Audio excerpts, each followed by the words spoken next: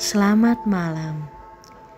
Berjumpa lagi dengan saya, Nadia Mira, yang akan menemani Sobat Misteri memasuki gerbang mimpi dengan perasaan horny, horor malam ini.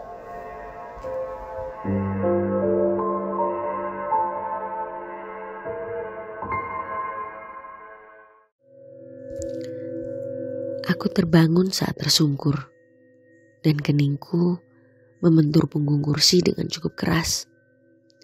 Kukira bus jelek yang berjalan menuju Jawa Tengah ini berhenti melaju dengan tidak mulus. Terdengar decitan roda karena rem yang diinjak mendadak. Perempuan muda di sampingku mengumpat karena air mineral yang telah diminumnya tumpah, basah mengenai bajunya. Aku melirik jendela dan hanya mendapati pohon jati berjejeran di kegelapan luar sana. Kukira sekarang kami sedang berada di area Pejaten, yaitu ruas jalan yang melewati hutan jati cukup panjang. Tidak akan ada rumah maupun warung yang dilalui. Mirip jalan tol, tetapi lebih baik jalan tol. Setidaknya ada rest area di sana, juga ada CCTV. Pertanyaan yang mengandung keheranan serta umpatan para penumpang mereda begitu saja saat aku membenahi penutup kepala dan berusaha tidur kembali. Namun gedoran keras di pintu depan membuat mataku kembali melebar. Aku menegakkan punggung dan menaikkan dagu untuk mengintip. Dua orang berpenutup kepala membuka pintu paksa lalu naik ke kabin. Di tangan keduanya ada pistol yang diacung-acungkan. Sekitar 6 orang terlihat membawa pistol dan bilah kayu di sebelah kanan badan bus. Setidaknya itu yang tertangkap dari penglihatanku. Namun, bisa jadi lebih banyak lagi. Ini mulai tidak beres. Jantung berdegup hebat. Seseorang di sampingku menggeser duduknya ke arahku hingga menempel. Lalu mencengkram tanganku. Kulitnya terasa dingin, tidak kalah dingin dari tanganku. Lalu, sekarang dua orang itu mulai berjalan ke setiap bangku. Dan tanganku kembali sedingin ini. Kurasa lebih dingin dari ketakutanku di masa lalu.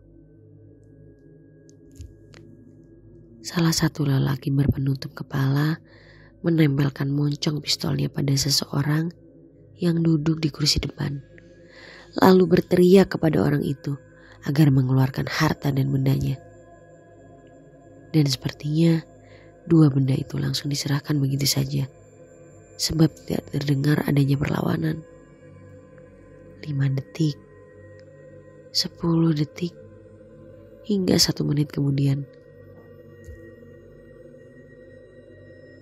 Pistolnya ditodongkan ke kepalaku. Ia mengulang perintahnya yang sudah berkali-kali terdengar. Sama seperti orang-orang sebelumnya. Seperti kesepakatan tanpa kesepakatan. Dan aku tidak melawan. Kuserahkan satu ponsel butut milikku yang sudah banyak selotip di beberapa bagian. Namun, lelaki itu tidak mengambilnya. Ia hanya memicing sambil tersenyum miring. Ia menyuruhku berdiri dan memintaku menyerahkan benda lain. Lalu kubuka semua saku hingga isinya keluar. Uang 25.000 yang kucel dan beberapa receh yang menggelinding di lantai kabin. Lelaki itu menatapku dengan tajam. Rahangnya tampak mengeras. Mungkin merasa dilecehkan olehku. Tanpa bicara, ia menghantamkan gagang pistolnya ke kepalaku. Seketika aku tertunduk dan aku terduduk. Mataku berdenyar-denyar. Sialan.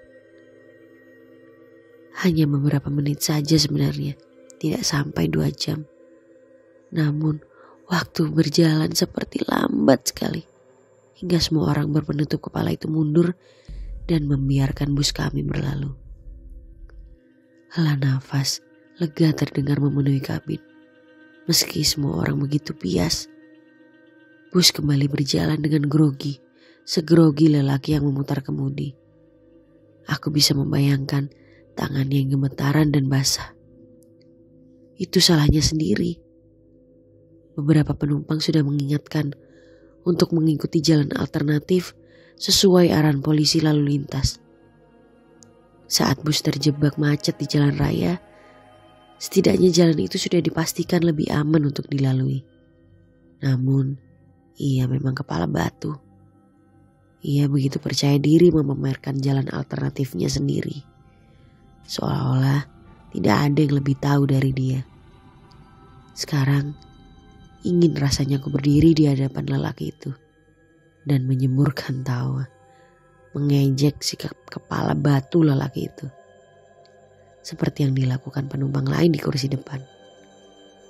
Ponsel berselotipku ada di saku bergetar. Tangan kiri aku mengeluarkan benda itu dan memeriksa. Ada pesan apa dari Desi? Kalau iya, aku bisa langsung menceritakan kejadian malam ini. Ia pasti heboh dan panik.